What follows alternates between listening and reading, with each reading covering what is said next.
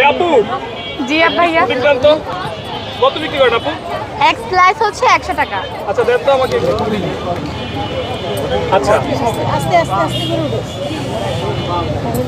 আস্তে কেমনি আপু নতুন ব্যবসায়ী তো এজন্য এখনো ওই আপুকে যে পাশে যে আছেন এটা আমার বড় বোন। আপন বোন নাকি? হ্যাঁ আমরা আপন বোন। আচ্ছা দেন সমস্যা নাই আসতে দেন। এটা হচ্ছে সেই নারায়ণগঞ্জ থেকে আসা। আমার তো গাড়ি নেই, আমি তো গরিব, তাই প্রাইভেট কার দিয়ে আনতে পারি না, আমি বাস দিয়ে আসছি। মূল কথা হচ্ছে এটা, গরিব না গরিস? গরিব। ও আচ্ছা পুরাটাই চলে আসবে। চামিচ আছে ভাই সাথে এগুলা আমাদের আচ্ছা সমস্যা নাই আপু একটু বলেন এখানে এক পিস হচ্ছে 100 টাকা।